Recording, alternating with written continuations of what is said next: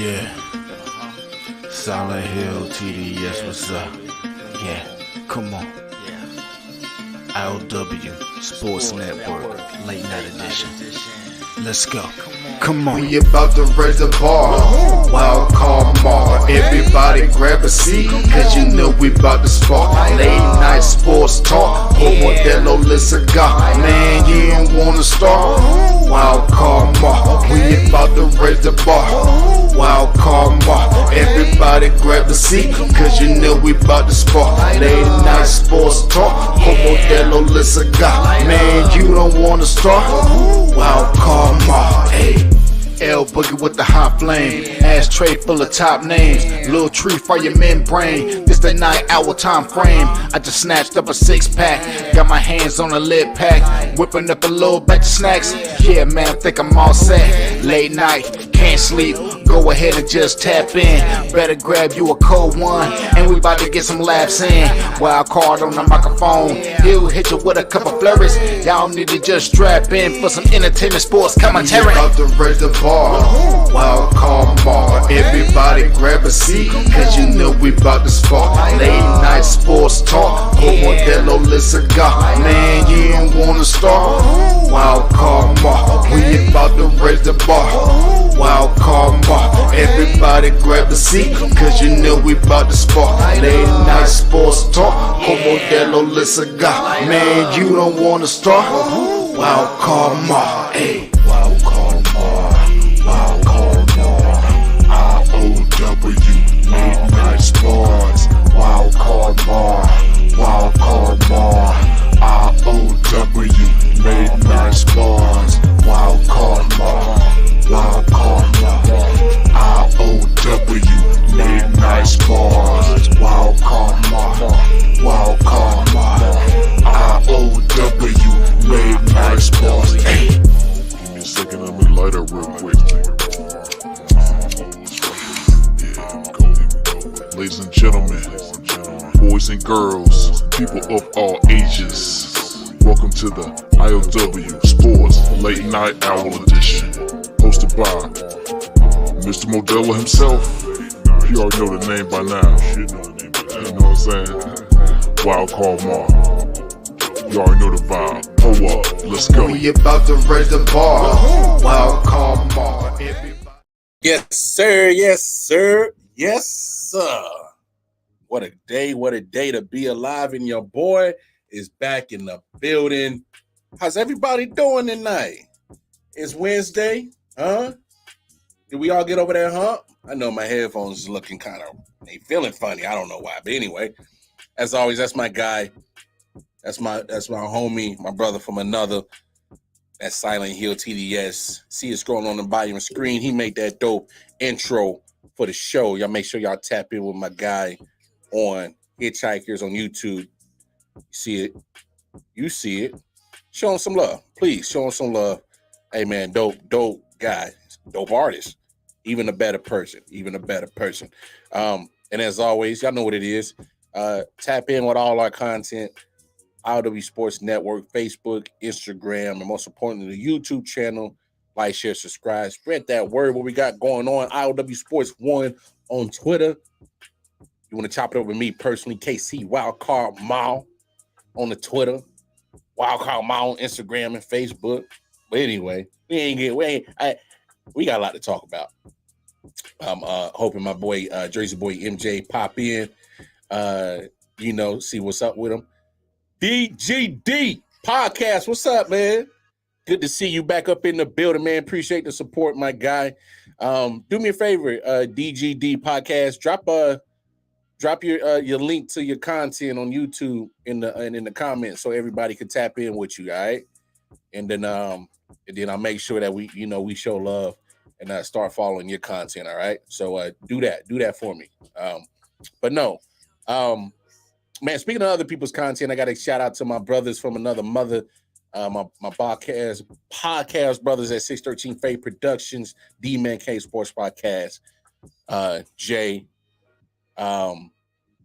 Mike T, G Money, and of course, Man Down Sports, Sideline Sports, Let's Talk Sports, Y'all make sure y'all go follow all those great content and contributors to sports, man. It's a lot of great contributors to sports out here that ain't even on this mainstream FS1, ESPN, writers and shit like that. You know what I'm saying?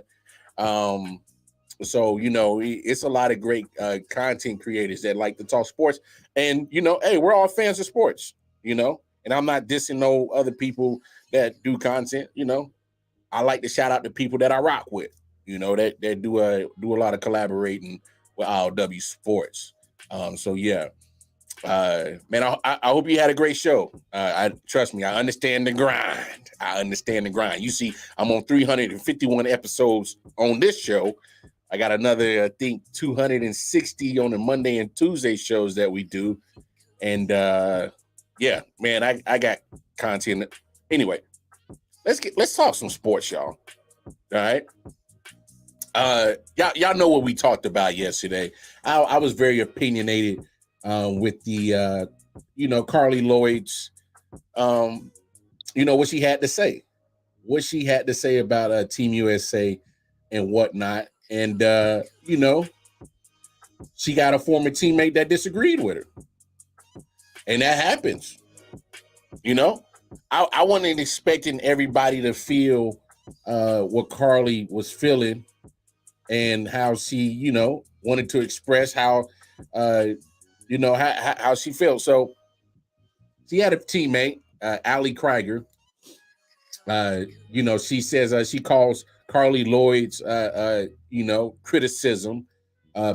She called it bashing and not necessary. I ain't gonna go. I wouldn't go that dramatic and call it bashing. I just thought it was constructive criticism. Pretty much what Carly said.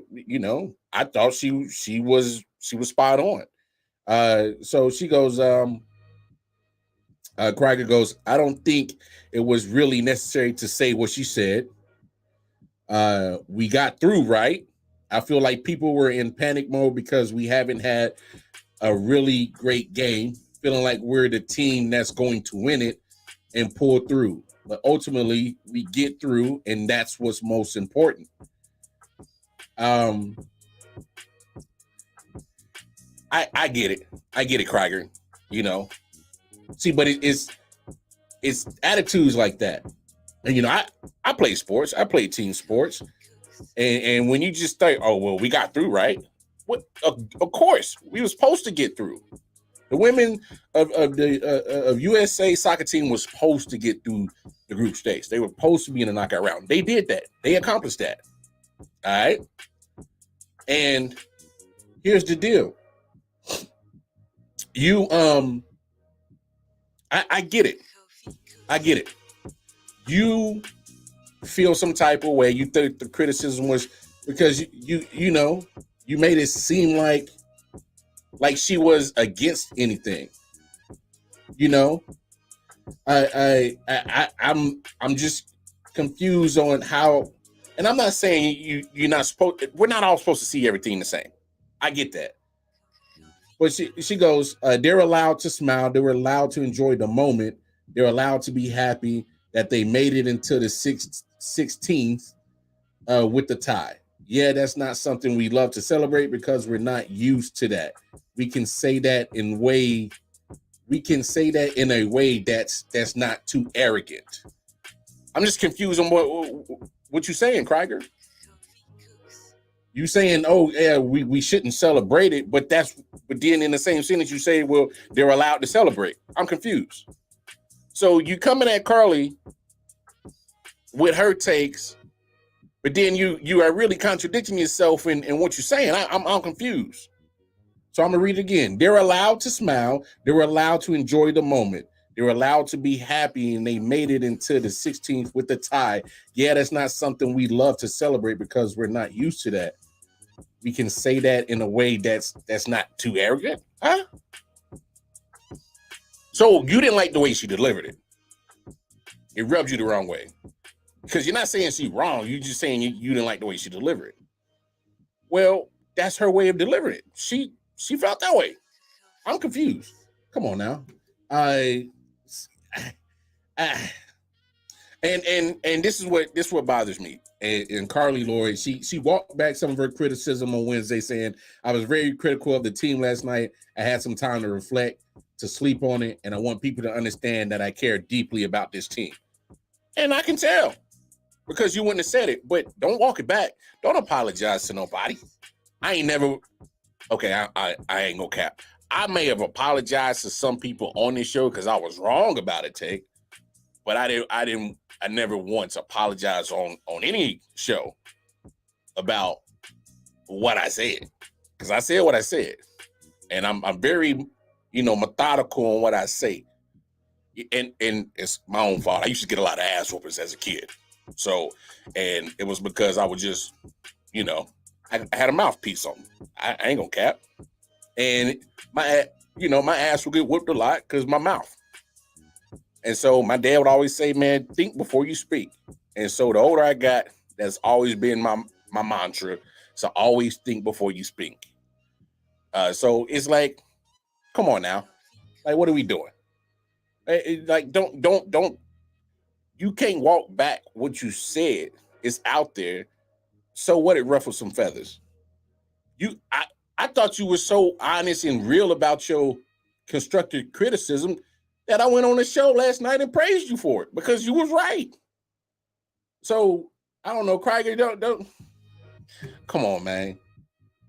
But it's funny because Carly has said this before. She goes, I poured my heart and soul into this team for 17 years, and it was based off of a legacy that was just passed down from generation to generation.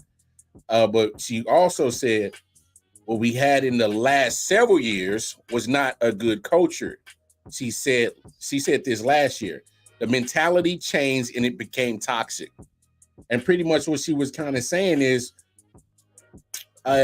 some of the, she felt like people were building a brand than caring about winning. Which, I mean, does she not kind of have a point? How many commercials have y'all seen? You don't see a lot of commercials of the whole U.S. women's national soccer team. You see commercials of certain individuals that companies feel like they can market. So I don't see Carly Lloyd bluffing, blowing smoke, bullshitting. I think she got a point. So I'm actually kind of disappointed that she's walking back her comments. Hey man, I'm a 10 toes stand on that shit type of guy. Because I'm so, thought process before I speak, I'm going to stand on it 10 toes down. I know people ain't going to agree with me all the time. People ain't going to rock with me all the time. It is what it is. You disagree with me? We can have an adult conversation on my podcast, or hell, go get your own damn podcast and say what you want. I did it. I had thoughts. I love sports. I put them together and I made a podcast. I mean, hell, that's the trend anyway. Everybody can make a sports podcast. So, I mean, that's just a day and age. You can put your thoughts and things out here, but I ain't gonna never walk nothing back. So I'm kind of disappointed Carly walked her comments back. Yeah, everyone's podcasting now. So it's the thing to do. I've been doing this shit since 2019. There's been people that have been podcasting before me, podcasting the same time as me, and there's going to be people doing podcasts after. It is what it is. That's just the day and age we got. Everybody has an opinion. And if you like it, you support it. If you don't agree with it, you turn it off and you don't subscribe. I mean, that's just what it is. Facts. I said it a million times on this podcast.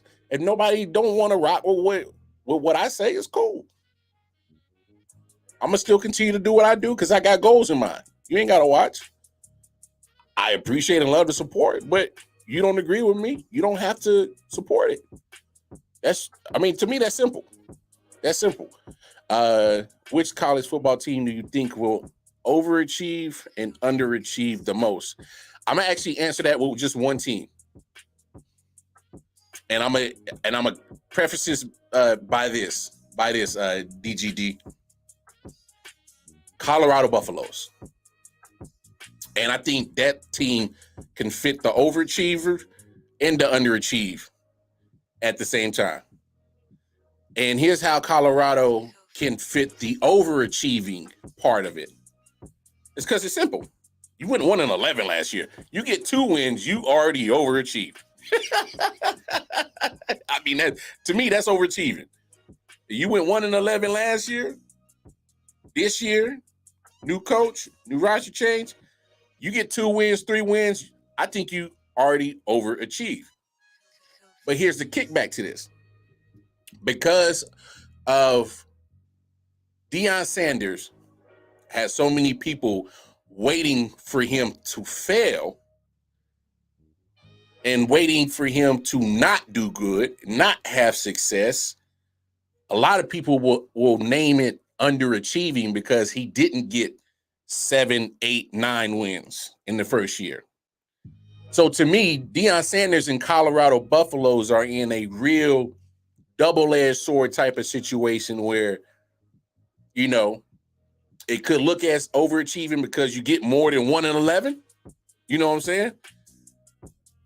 You know, hey, you can't get no worse than 1-11. The only thing you can get worse than 11 is 0-12. All right? That's not going to happen. So if you get 2, 3, 4 wins, I think that's overachieving. And when you're comparing it year by year, oh, yeah, it's overachieving. But it's underachieving because there's going to be a lot of people with the microscope. And they're going to be waiting. They're going to be looking at Boulder, Colorado, and they definitely going to be looking at Prime because Prime isn't your conventional coach. And I'm not talking about, you know, skin color and nothing like that, even though that is a problem in college football. You do need more minority coaches in college football. If you think the disparity in NFL and other places are bad with minority coaches, college football is because there's so many schools and there's so many hires that need to, you know, they need to do better with their minority hiring. But that's another conversation, another show. It's because he's not your typical Nick Saban, Kirby Smart, you know, Dabo Sweeney. You know, they not in the same type of. Okay, let me break it down like this. When these coaches go to these players' houses to recruit them, Deion Sanders is going to be more relatable. And that is more than likely because of similar lifestyles, how they grew up, and be able to relate to similar, you know, experiences.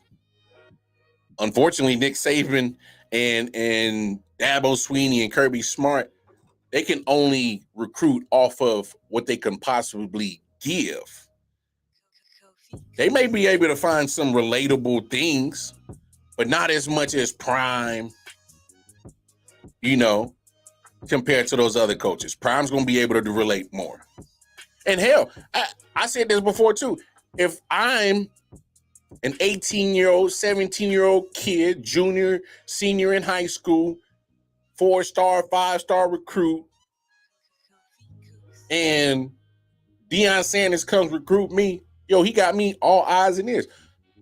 Not saying Saban can't, because the proof is in his pudding. He wins. He gets a lot of players in the NFL. Kirby Smart wins, gets a lot of players in the NFL. Dabo gets some players in the NFL. Ain't won in a minute, but, you know, neither here nor there. They can still provide you with the pathway to the NFL. But for me personally, I'd rather learn from a Hall of Famer football player, a guy that's recognizable for his game and his smart IQ of the game. And not to mention the guy, how can you not love Deion? His bravado, his confidence, so sure of himself. And a lot of people mistake his confidence for cockiness. Man, I'm the biggest Prime fan in the world. The dude knows how to get the results because he's always put the work in. And what I love about what he's doing as a coach is he's trying to show the players the way to get to where he has been. Like, how do you get in the blueprint? And it's not a diss on Saban, Smart, or Dabo. I'd rather go with the guy that got the blueprint and done it all in all of football. He's done it all. The Hall of Fame, the Super Bowls, the money, the fame. What can he not teach you about the next life in football? He's seen it all. I'm pretty sure he's seen the groupies. A lot of people don't know that Prime wasn't a drinker. He wasn't a drinker. Drinks Pepsi because he had a Pepsi deal. Drinks Pepsi. So you talking about a dude that, for one, has achieved so much, rarely had any issues. Yeah, I mean, he had some personal issues, divorce, stuff like that. To me, that's every normal day shit. But I'm talking about he ain't having no allegations. So he could teach young men how to avoid that shit. I think that's very valuable. He could teach them how to manage their money, because Prime ain't played football in years, but he still find a way to keep money in his pocket, keep getting money, right? I'm pretty sure that's valuable information, right? I mean, the IQ for football? Come on, man, you can't beat that. So, but no, to really answer your question, I think Colorado is the only team that can fit both sides of that hash mark of overachieving and underachieving, because there's gonna be people that they can't wait for Prime to fail. I'm telling you, they can't wait for Prime to fail. They absolutely can't, because he is not your conventional coach, and they line it up. They lining up. Matter of fact, they're going to be at the first game when they take on TCU. They're going to be like, boy, yeah, TCU, go. Come on, Horned Frogs, whoop his ass. They can't wait. And trust me, it's going to be a lot of haters of many different creeds, colors, ethnicities waiting for Prime to fail. Now, hey, he just ain't everybody's cup of tea. As many people love Prime, there's still people that don't care for him. Same goes for everybody. But hey, it is what it is. But now that we're speaking on college football, me and MJ always been very candid about the name, image, and likeness situation, right? JerzeyBoy MJ, he says he don't mind players making money, but it should be capped. And to a certain point, I understand that, but I've always been on this train of thought. If we're gonna cap the players, let's cap these coaches, because who's really making the money, and who's actually really doing the work to get that money? Think about that. I'll say it again. Who's really getting the money, and who's really the ones that's doing the work to get the money? And so I know coaches put in time. They put in hours, But let's be honest about the situation. You come up with game plans, strategies. That's all, which is important. So please, nobody take what I'm saying as a slight to coaches. Coaching is very valuable in all sports. It is. It's a very valuable aspect of sports. Let's not neglect that. All I'm saying is are you lining up in pads? Are you putting your body on the line? Are you the coach? Are you the one doing that? We know the answer to that. No, it's the players. 18, 19, 20, 21-year-olds putting themselves on the line. They know the risk, albeit they know the risk, but they're still playing the game that they grew up playing, love for forever, enjoy it, So, hey, come on, man. We can't dismiss the fact that coaches like Saban is making almost $12 million a year. And he's been leading this whole, hey, NIL is ridiculous, transfer portal's ridiculous. But he's been taking advantage of the transfer portal for a long time, has he not? He gets transfers through the portal. Huh? NIL's that bad? Has it? Has it really been that bad? I mean, I see that you're not the king of the college football world right now. That happens to be down in Athens, Georgia. But you haven't completely lost your grip on the game of NCAA. You know, you're still a powerful name in NCAA. They say Nick Saban. Oh, yeah, Nick Saban. Woo. So my thing is, come on, man. Come on, man. Let's really look at the situation at hand when these players make so when they're trying to, you know, get this money off their own name and image and likeness, and we look at the grand scheme of what each school is bringing in. They're bringing in an athletic department alone is probably bringing in $200+ million a year.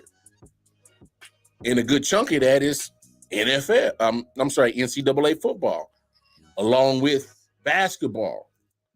Those are your two most profitable sports on any university, for the most part. Basketball and football. They bringing in billions as a whole, but each school is bringing in millions upon millions by themselves. So, hey man, I'm like this. If you're gonna cap the players' money, cap the coaches. Nick Saban doing commercials. How many athletic commercials y'all see that motherfucker? I see a lot of athletic commercials with Nick Saban.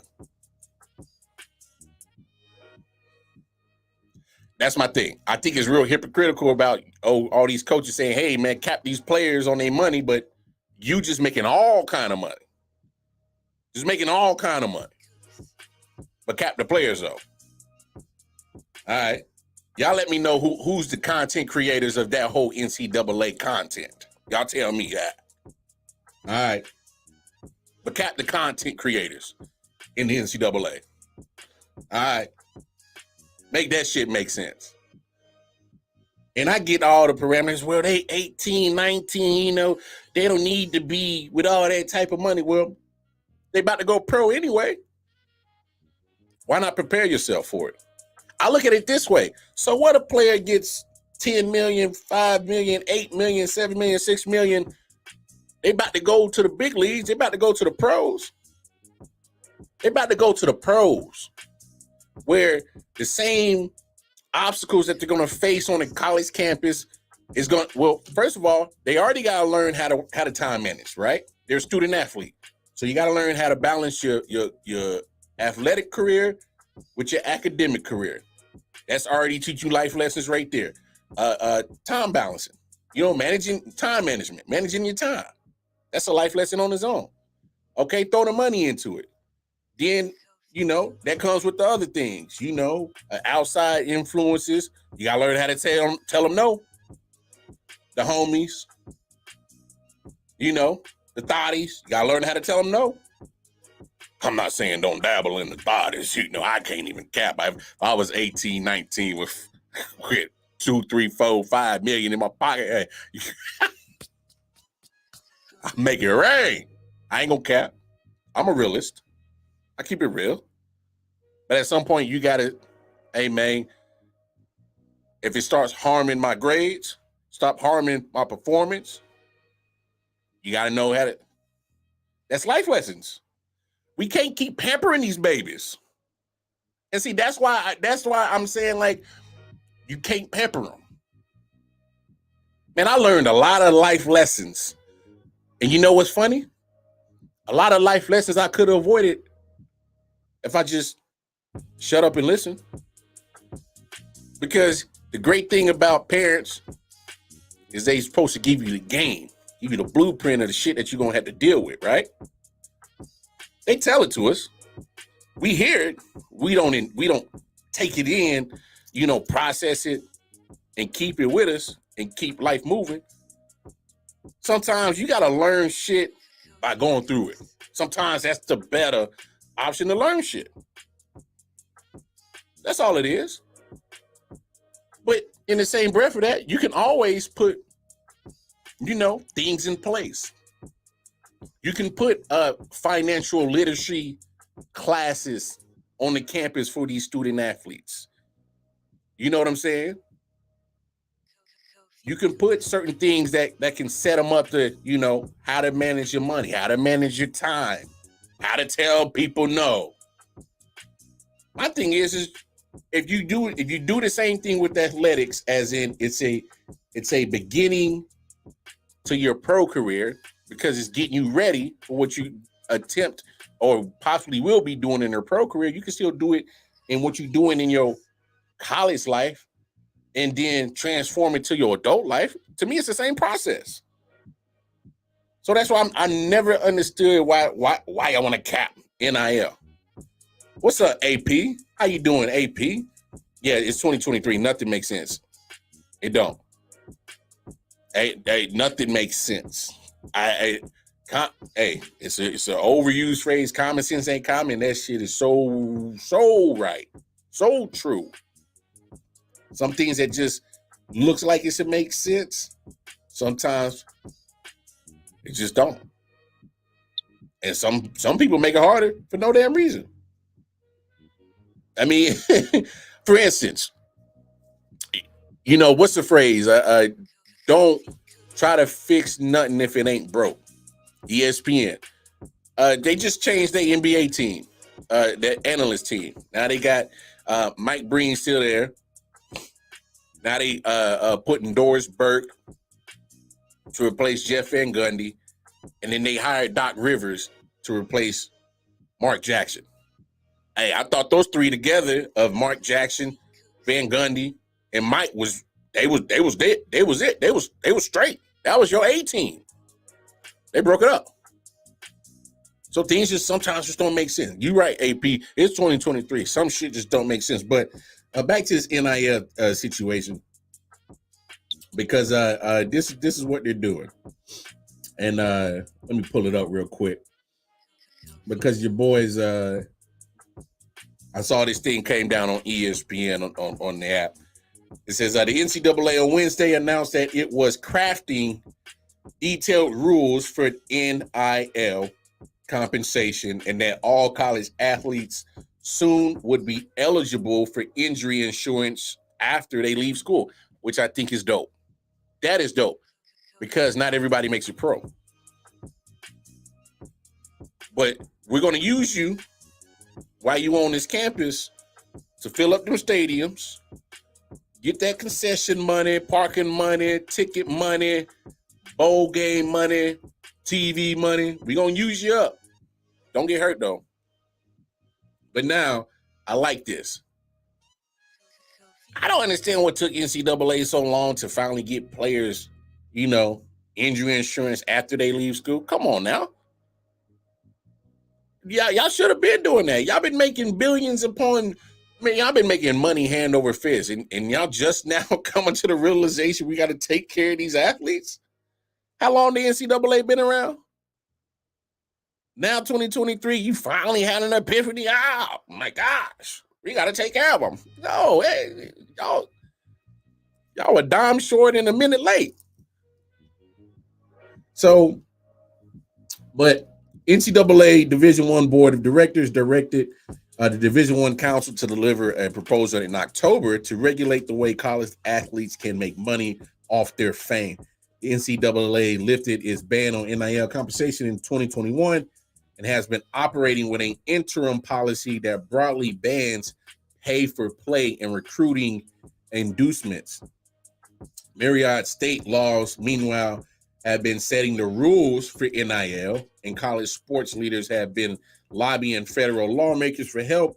NCAA President Charlie Baker said in June the organization needed to work on its own solution as a plan B. Echoing Baker's NIL wish list, the board asked the council to present rules that would, A, create a registration process for agents and financial advisors who wish to represent college athletes and booster funded NIL collectives. develop a standardized contract for NIL deals, establish disclosure requirements for athletes and collectives or companies that provide NIL compensation. It says, we heard loud and clear that student athletes are not always certain about what to look for in NIL contracts, and we hope to establish clear rules that help student athletes navigate these deals to better and more safely capitalize on their NIL potential. And that's from Florida Associate Athletic Director Linda Tiller. Tiller is a chair of the D1 Council in the NIL working group. Earlier in the day, the NCAA Board of Governors announced that beginning this year, all college athletes will have access to health insurance to cover medical treatment for injuries sustained in college for 2 years after the eligibility expires. So you're pretty much it's all right. So the standardized contract for NIL deals, I mean, obviously this is a whole bunch of stuff that they're, want to implement. And so I'm not going to break it all the way down because all this is hypothetical, possible. It's just, I don't even know, man. I don't even know. I like what does that mean? Develop a standardized contract for NIL deals. Like everybody's getting paid the same way. I mean, me personally, I still don't even agree with that. I know if I'm part of the football program that's bringing in more of the money, then we should see majority of the pot. I'm a type of dude, you get back what you put in. I mean, I just call it what it is. It's not fair to gyp the football and the basketball players because their sport is the most popular. You can find ways to make your sport popping. Hell, look at the ladies in Oklahoma. We talked about them on the show. They've been winning championships. 7 out of 23 years, 21 years. Just went on a three-peat.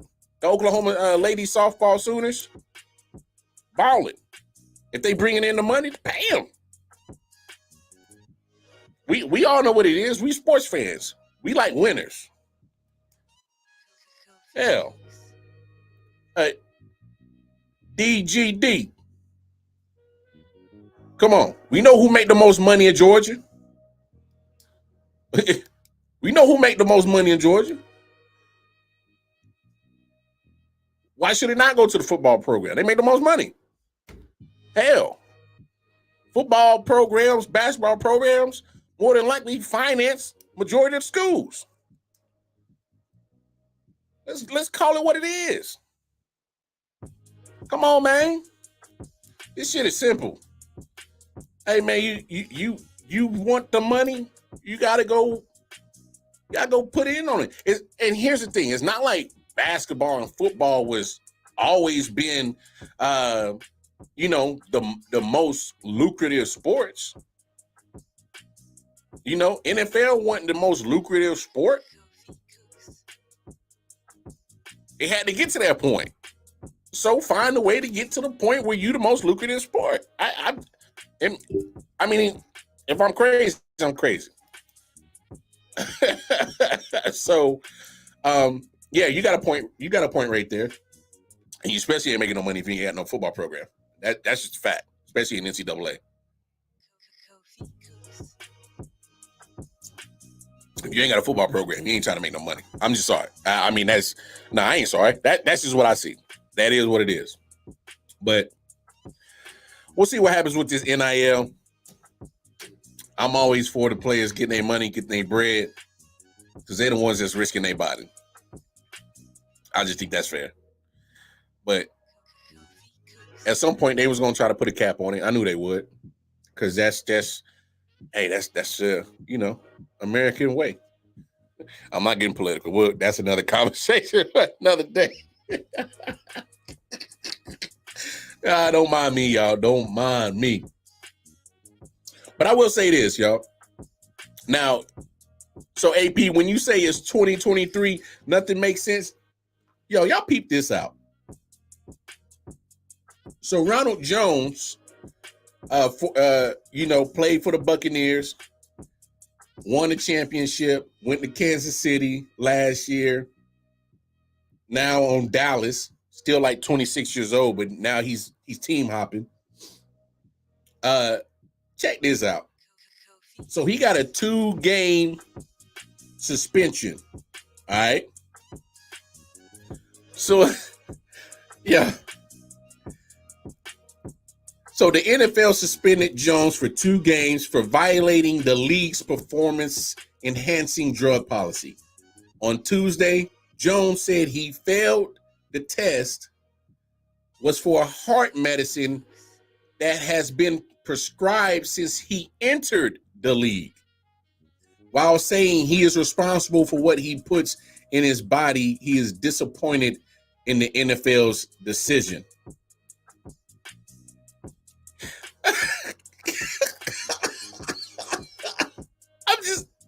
I'm laughing at this because think about it. He said I got suspended because of heart medicine that has been prescribed to me since he's been in the league. All right, so if that's the same heart medicine that's been prescribed to you since you've been in the league, all right, and you've been in the league, all right, for a couple of years. So y'all see where I'm getting at, right? You've been in the league for 1, 2, 3, 4, 5 years, and you're saying it's the same heart medicine you have been prescribed the whole 5 years. Now you test positive for drug-enhancing substances. See, it's 2023, y'all. Nothing making sense. Make this shit make sense, y'all. Just explain it to me. You've been taking the same medicine for 5 years. You've been in the league for 5 years, and this is your first time ever coming up dirty on a performance-enhancing drug test. Who the hell is believing this shit? Right. This is what I'm saying. If you did it, you did it. Just come out and be like stand 10 toes down on it. Just be like, I did it. All right. Like, come on. This shit, you can't make this shit make sense, bro. This shit wild, man. This is almost, no, this ain't as creative as that. Because didn't Fernando Tatis say he got popped in Major League Baseball because some shit he took, some aspirin because he had a headache from a haircut or some shit like that? Wow, some wild shit. But come on, dog.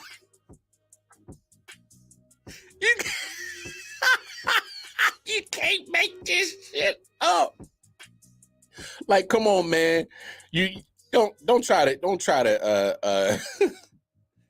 to sit here and fake the funk, man, and come up with some very creative lines of bullshit, Ronald Jones. This is funny to me. I mean, this is nuts. But I ain't gonna ride. I ain't gonna ride on you too hard, Ronald Jones.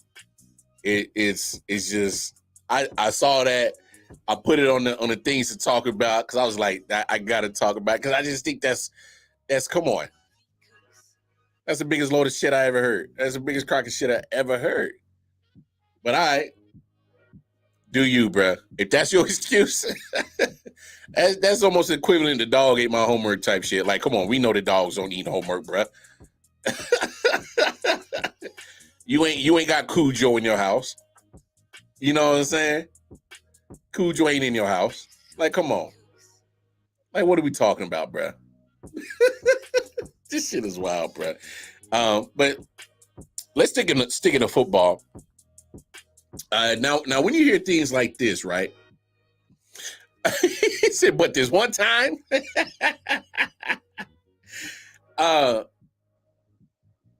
here's one thing that kind of, I don't want to say it's a jinx, But we've seen it a million times in football, baseball, basketball, whatever.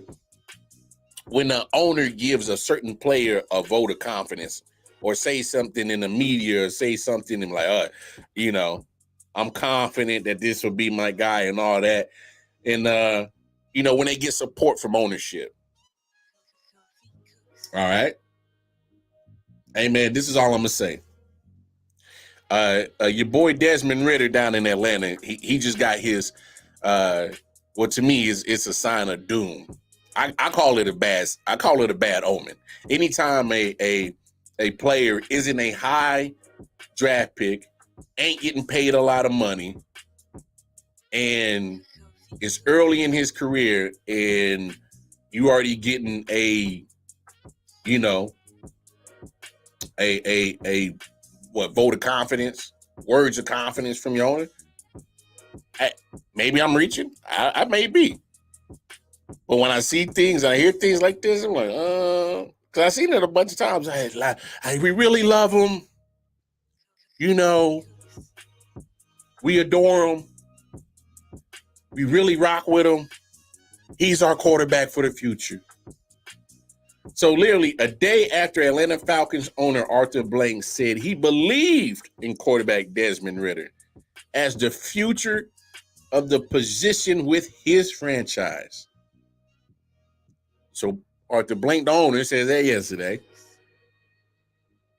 And now today Ridder says, hearing those words from my team owner, that was comforting. No, bro, don't get too comfortable, bro. We got to talk about it. Y'all saw quarterbacks. They love Marcus Mariota too, didn't they? Oh man, we got plans for you in the future. Didn't plans turn quick? Huh? Didn't they? Hell, we just talked about Max Scherzer for the New York Mets get traded to Texas yesterday. About how he went to the Mets on one, pretenses. Shit doesn't go well, and then all of a sudden, change of plans. And so it kind of forced him to, hey man, then I got to get up out of here. That wasn't what I was brought here for. So so you get comfortable all you want. Desmond Ridder, I wouldn't. We got to remember, they were in the Lamar Jackson talks. They could act like they weren't. They were interested. Come on. They at least kicked the tires on that thing. Kind of poked at the idea and So let's not act like they weren't. Let's not act like they weren't in the Deshaun Watson sweepstakes. Because they were. They were willing to, he's from Georgia. They were willing to deal with the scrutiny of taking Deshaun Watson last year. So let's not act like they ain't tried to find the best options for their quarterback of their franchise. Let's not act like they haven't. And sorry to say it, Desmond, you're going to have to play your ass off to keep those noise down and to really have that confidence from Arthur Blank. Because what I saw last year, I saw some up. I damn sure saw some downs. But you're going to have to be more consistent on the up. On those good days, you're going to have to. Because you know why? Arthur Blank been spending money. Brought in some free agents for that defense. Drafted a running back high. B.J. Robinson looks good, by the way. Oh, my gosh. I've been seeing some of his, highlights that the Falcons been posting online. His route running is real crisp for a running back. Oh, my gosh. His route running is crisp for a running back. He's putting on double moves like he is. Hey, sidebar. B.J. Robinson gets it. He sees Christian McCaffrey. He's like, that's the only running backs that's going to matter now in the league. And he's going to be on that level. B.J. Robinson won't have an issue getting paid in the NFL. You know why? He's more than a running back. He's more than the position. newsflash, running backs, you gotta be more Christian McCaffrey than Derrick Henry in this type of league nowadays. Just saying. Just saying. And don't get me wrong, you could be a Derrick Henry in this league, still be successful, still get your bags, get your money. You know, has he won the Super Bowl? No. I don't think he's been to an AFC Championship game, been to a couple other playoff games. So you can get there. You can get to the playoffs. But ultimately, your window is probably at most going to be 5-6 years. All that bruising going to take a toll on you. So it is what it is. But Bijan Robinson sees the future of the NFL running back position, and he sees it in Christian McCaffrey. And I bet you he saw that while he was still at Texas and said, I need to be more like him if I want to have a long and very lucrative NFL career. Because that's how you're going to get paid as a running back. Point blank, period. AP says Jonathan Taylor is in trouble.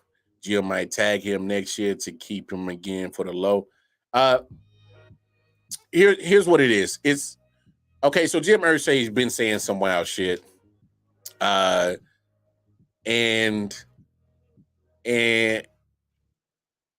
look, man,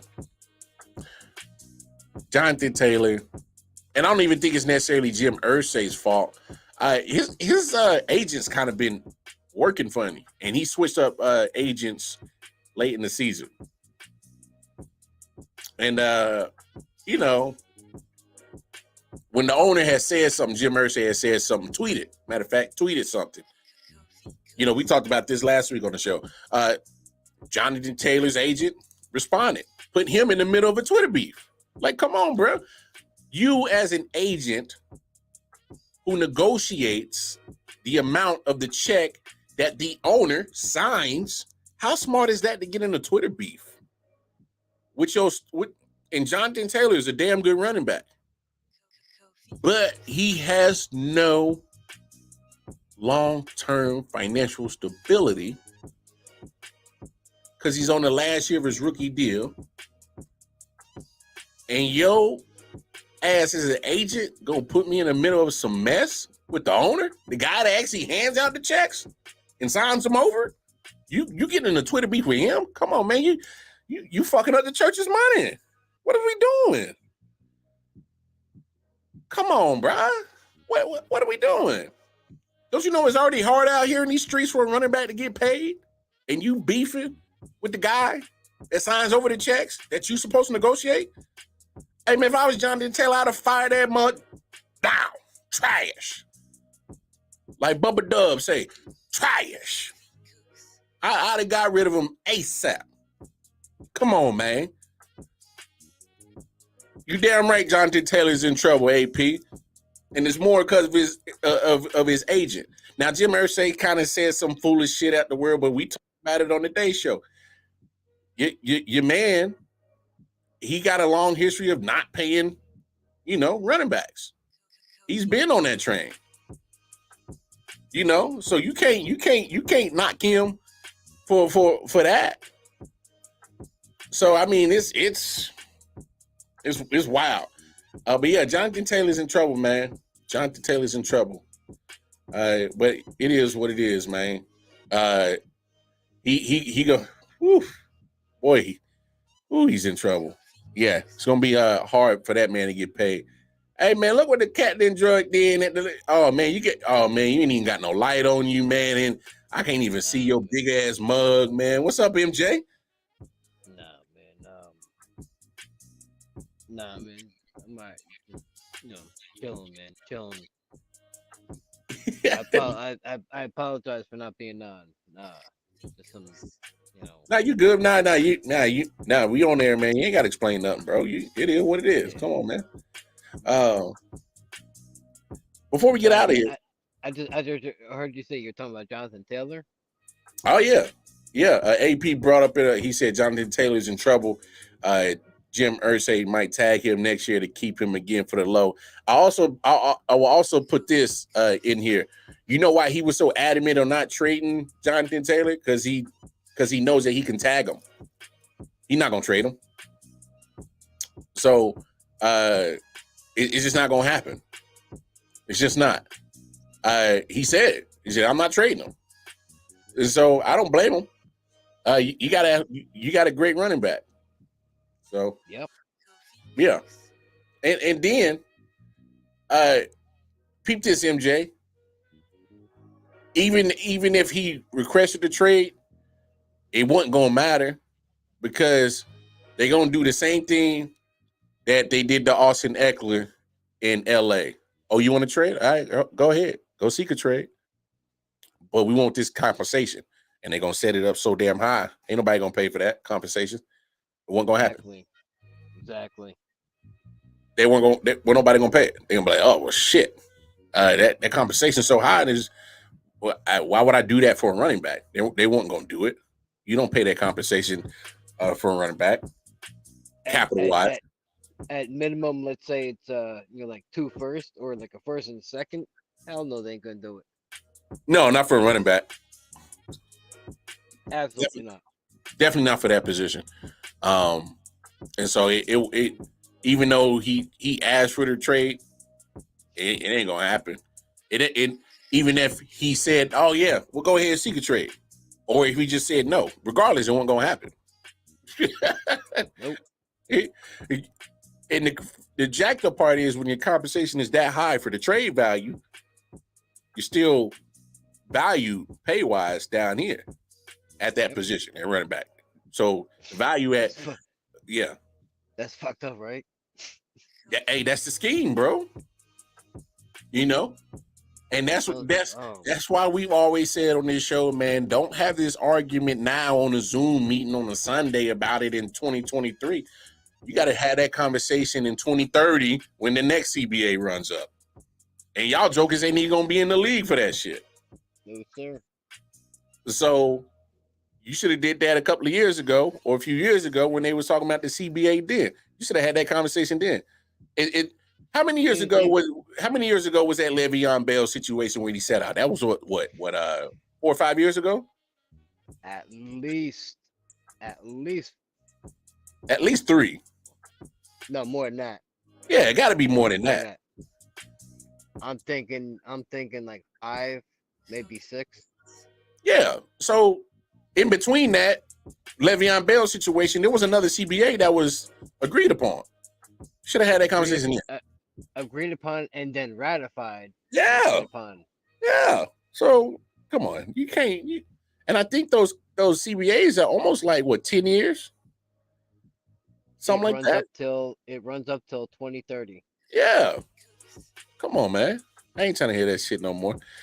He says that's why Joe Mixon is next. The running backs free agent next year going to be crazy.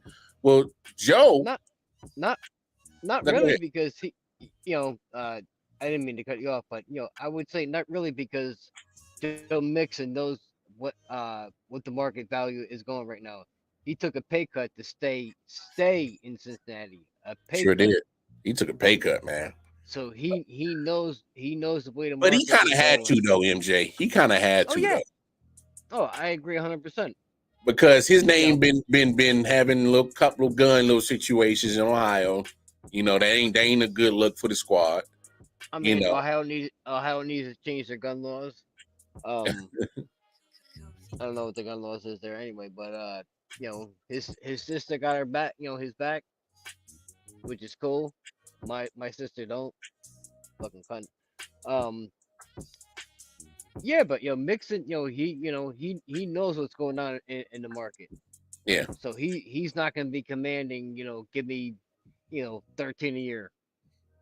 Well, before you got on, I was talking about how B. John Robinson probably saw the writing on the wall when he was in high school and college, and he was like, I need to be more like Christian McCaffrey than Derrick Henry, and that's what's gonna give me the bag.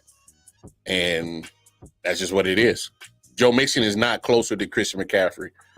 No. So his market, he'll have a market, it'll just be determined on the financial pay of the market, not his financial worth. Because they're gonna look at what he thinks he's worth. They're gonna laugh at him and be like, "Ah, fuck out of here." Yep. That's what they're gonna do to him. So yeah, And he's not stupid. you never know. Bijan Robinson might not really turn into anything.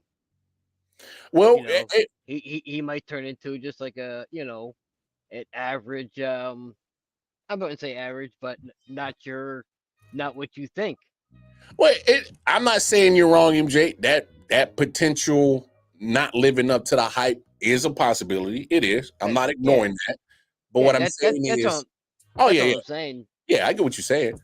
But Bijan Robinson, man, whew, I know his training camp highlights, but just what I've seen from him in Texas and what I'm seeing on what the Falcons are posting with his route running, I'm like, yo, that's a running back? Oh gosh, he's running better routes than most wide receivers in the league. Like for real. Like I'm like, oh my god. Yeah, I mean, the kid does look good in film. Absolutely does. Oh yeah, it all looks good on film when there's no pads and there's not an opponent that's actually trying to take your head off. So trust me, I'm with you, MJ. There's a possibility that he may not pan out to what a lot of people are expecting him to be. So you're not wrong. I mean, I like the kid. I like seeing teams like the Giants. I was for the Barkley draft pick. My brother was against it. Yeah, but y'all needed him at that. But y'all needed him at that time, though. Yeah, I mean, he was like a generational talent at the time. Like, I think he still is a generational talent. And that's why I stand behind them drafting him. I still love it. Still love it. And I really hope he does get a long-term contract. But a 11-year career under the Giants, some playoff appearances, some playoff wins, maybe 1 or 2 Super Bowls, just one, and I think he's a Hall of Famer. That's all he really has to do. Yeah, he keeps one of these numbers. Yeah, that's all he has to do as a running back. So, yep, have an 11-year career, put up numbers, win at least 1 Super Bowl. They'll put him right in the Canton. Yep. You see Rondé Barber is getting in. Yeah. I'm glad you said that because Hall of Fame games tomorrow. So hey, man, football is here, man. Football is here, and then they got Hall of Fame on the weekend. There's some players getting in. So we'll talk about that more in depth tomorrow. But to AP's question, and then we'll get up out of here. He says, "What's up with Dalvin Cook's dude still not signed yet? I don't know what they're waiting on. The Jets seem like the favorite to sign them. I know they're, Aaron Rodgers gave some money back. I don't know what they're waiting on. I don't think so at this point no more. By him taking a weekend visit and left and leaving the building. Trust me, I the same thought came to my head too. I'm like, if y'all really wanted him, why you let him leave the building? I think he's probably asking for a number they're probably not too comfortable at paying yet. Guaranteed money. Oh yeah, that would be my guess. Nick brought up a good point. He says maybe it shows that Breece Hall is probably more ready to play than what most people are thinking coming off the ACL, and that might be a good sign. That's a possibility. Which is absolutely possible. Yeah. Not gonna deny that. I don't follow the Jets as much as Dick knows. Yeah. He knows better than I do. I'll trust his word on that. So if that's what they're thinking, I don't blame them. Yeah. Now if you believe in Breece Hall, why sign Dalvin Cook to a lucrative contract, even if it is like 1 year? It isn't worth it if Breece Hall is that far along in his rehab. Man, a 1-year deal for running backs now are looking like $3 to $5 million. That's what they're looking like. he might be asking for With the tag money, 10.1. Shit. not. I wasn't gonna say that. I was about to say, if he asking for that, he gonna stay on the streets, bro. I was gonna say maybe he was asking for like 7 or 8. And it was like, and they balked at that, like, nah, I don't feel comfortable paying you. I'm trying to think what I paid Dalvin Cook. 8 million, 7 million. What up, Doe? What up, Doe? Kneecap biting with the Detroit Lions. What's happening with you, my man? Shout out to 313. So I don't know, man. But to answer your other part of that question, AP, Zeke still in New England. Hey, Zeke should be happy that the Patriots are even looking at his ass. I mean, I'm just being honest, bro. Absolutely. That dude. Oh yeah, I'm with you. He cooked, bro. I think he's cooked. But be happy that somebody is interested in you, and if you could give a good workout for him, you'd be lucky to be to latch on somewhere. Yeah. At best.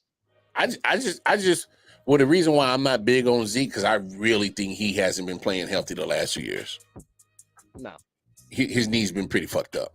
So he's getting closer to 30, and he ain't producing the same numbers like he was when he first got into the league. So he got the bag from Dallas. So now go to a team as a second running back or a goal line running back. Situational back, yeah. And accept that role. Hey, at this point, I think so too. A man said Dalvin Cook isn't signed because he misses 3 to 5 games a year between injuries and missed drives. And yeah, I can agree with that. But I will say this. It's never the knee. It's always like the shoulder, like somewhere up high. Like he don't know how to go down. Well, he'll shoulder you up and then fucking dislocate his shoulder. I'll say this. I do agree with what you're saying about the injuries. He'll miss 3 to 5 games because that is absolutely true. But the production's still there. He'll still give you. I mean, he'll still give you at least, 1K in rushing yards. He'll probably add another maybe 3 to 4, 500 in receiving, maybe somewhere around there between 300 and 500. I know it's a wide range, but I'm just guessing off the top of my head on his numbers. But not that it means much, but he got third place in my fantasy last year. Yeah, but no, I agree with you. But when he's healthy, Dalvin Cook demands 8 men in the box. That's for damn sure. I think he still has a lot more on the tread and probably can give you more production than Zeke would. That's just my opinion. Just my opinion. Oh, absolutely. Yeah. But he's got. If you put him on a team that already has weapons, and then you see him in the backfield, who are you going to focus on? Oh, well, that's the thing. Hence Miami. Well, Miami's still in the conversation too. And Miami, I think Miami's going to stay in the conversation because look at the situation. Would you want Dalvin Cook to be on your division rival? I wouldn't. No. Nope. I wouldn't. If I want him and I get the chance to bring him in my building, he ain't leaving. Oh, well, see, that's the thing. So that's why I'm with you on that one, MJ. Because if you really wanted him, you don't let him leave the building. You go get him. That's my thought process too. If you really wanted him, you go get him. You make sure that he hey, enjoy the scenery here in Florham Park, New York, man. Look at the facility. Yeah, the hookers are down the road, and then hey, man, go into that next room. I need you to sign that contract. But listen, but this ain't where you're playing either. You're gonna come to a better state to play. He says I say 6.5 to 7.5 million is a year is right for Cook. I believe so. I think that's a good number. I think that's a good number. That's why I said, like 7 or 8. Yeah. It's in that range, would If I were the Jets, I would just as a precaution with Brees Hall. You could ease him back. You don't have to rush him. He said Zeke should go to Tahiti for this year if he turns down New England. No, he about to go to Taiwan and go play basketball with Dwight Howard and all that. And that's what he gonna do if he turn down in the New England contract, because he damn sure ain't gonna end up in the NFL. Nah, he'd be a power forward. That's funny. I love it. But AP says I'll give him about $4 million, about $2 million in incentives if he can hit them, which more than likely you'll probably do a deal like that anyway. So that'll get to you. Read that again. Say it again. No, AP said I'll give Dalvin Cook a 1 year, $4 million contract, but up to $2 million in incentives, which will bring you to around that 6.5, 7.5. So yeah. Zeke's attorney. Yeah, I guess depending on which team it is.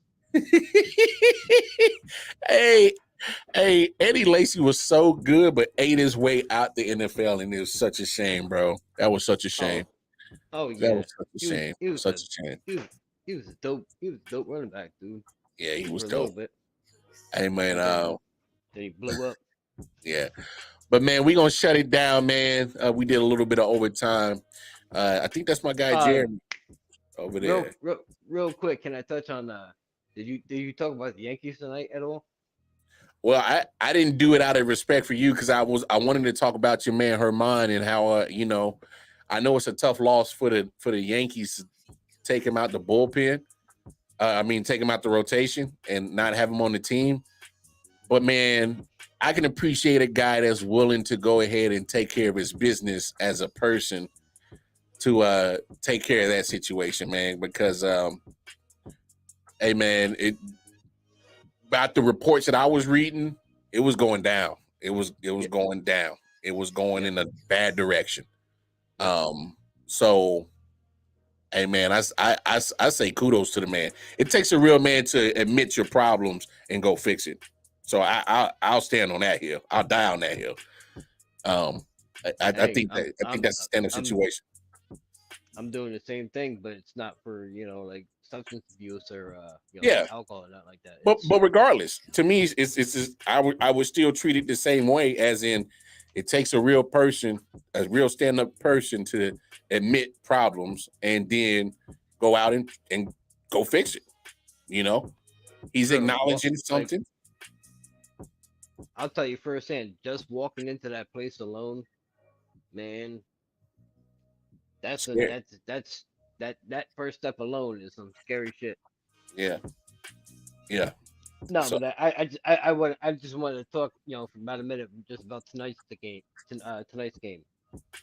Hey, hold that thought. Hey, Jeremy, do me a favor. Are you busy Monday? This upcoming Monday? Say about 5 p.m. Eastern Standard Time. We can use you. We can definitely use you. So let me know. But now go ahead, MJ. No, what I was gonna say tonight, they had Cole on the mound. Yeah. Y'all showed up tonight. And he was facing McClanahan. Now McClanahan has been one of the favorites for the Cy Young. Coming in tonight, he had like 11. He was 11-1, and his ERA was pretty jacked up to begin with. But after tonight, he has 11-2 record with an ERA of like 3.6, 3.67, 3.67, I think it is. Yeah. Garrett Cole is 10-2 with a 2.64. Dude, he has just been absolutely dominant this year. He's probably been the only pitcher that's been consistent. Oh, he has, absolutely. But he has been Cy Young worthy. Oh yeah, he has been that good. Well, I mean, think about it, MJ. You still need somebody that's going to be consistent in that rotation, and he's been it. Yep. Hey, you talking about a bad injury? Let an injury happen to him. Oof. Done. Done. Oof. Oof. Done. Goodness gracious. Because your man's still been he was what 9-2 that whole time up to with or without Aaron Judge in the lineup. Got the 10th win tonight. So yeah, man. Yep. Yeah. And man. and like I said, his ERA is 2.64, which is pretty damn fucking good. Michael Lorenzen to the Phillies is low key. Great trade for Philly. Philly is not going to go away. They're gonna. That is a nice pickup for them. I'm not even gonna front. That is a nice pickup for them. Yeah. Solid pitcher. Is it enough? Maybe to make the playoffs, but to make another run, I don't think so. Hey, my man. We here every Monday, Tuesday, Wednesday, Thursday, 11 p.m. Eastern Standard Time. If you up and want to talk sports, you can slide into my DM and we'll get you on here, man. We'll get you on here. So you just let me know. You're welcome anytime. Yeah, he's a nice starter for the season. Yeah. So I mean, but look, man, hey, real talk, MJ. I appreciate you sharing that, man, about that situation with Herman and how it personally, your personal situation. So, man, that's for real, man. That's I could sympathize for the guy, and I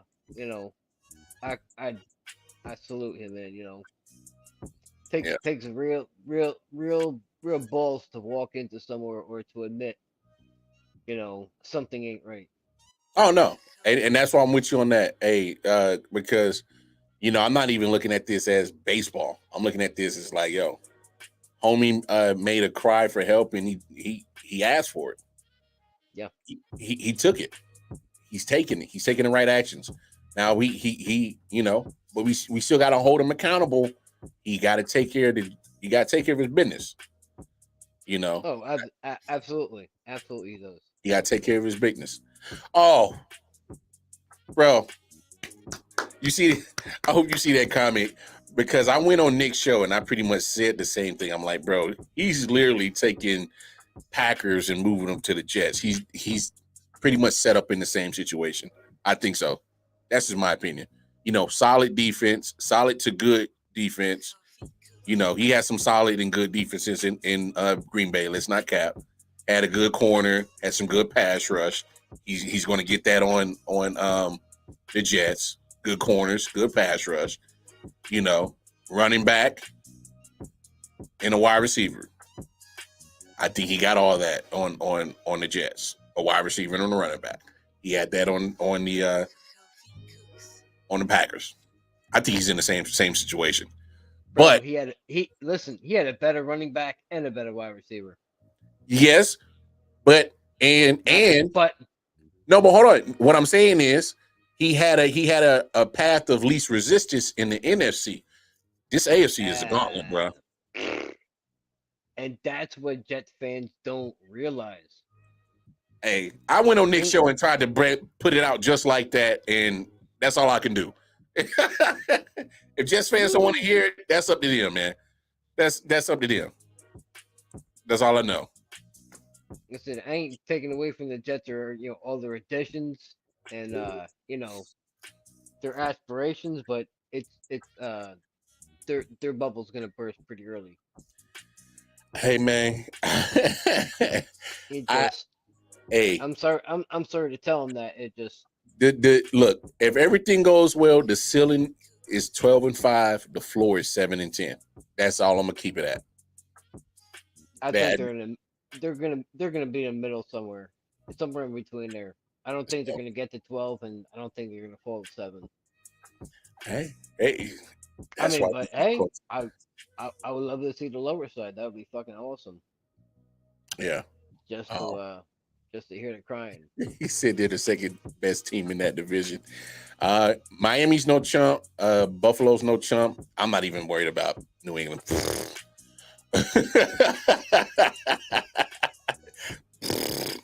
But no, anyway, man, let's go ahead and shut this down. We did a little bit of overtime. I'm glad you at least popped on and talked about her mom for a second. So, hey, man, y'all know where to find us. I.O.W Sports Network, Facebook, Instagram, YouTube, I.O.W Sports Network, I.O.W Sports 1 on Twitter. Hey, man, shout out to my man Jeremy, kneecap biting of the Detroit Lions. I love that. I love that. Yeah. Shout out to him. Y'all make sure y'all tap in with his content. DGD, them Georgia Dogs podcast. He came back. Y'all tap in with his content. Of course, they my man's 613 Fate Productions, 613 Fate Productions, D-Man K Sports Podcast, Double J, Mike T, G Money. Shout out to Let's Talk Sports. Double J. Yeah, shout out to Let's Talk Sports. Shout out to Sideline Sports. Shout out to Man Down Sports. Shout out to everybody that we, got in our podcast circle. Hey, and shout out to my man JerzeyBoy MJ. Y'all know what it is. Follow him on Twitter, JerzeyBoy MJ, and that's Jersey with a Z. Follow me, KC Wildcard on Twitter. Hey, we out here, y'all. Y'all hop in, talk to us tomorrow night. Enjoy y'all Thursday. Peace and love, y'all.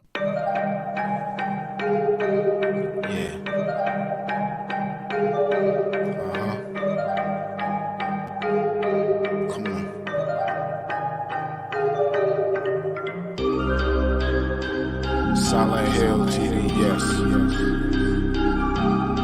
Hitchhikers.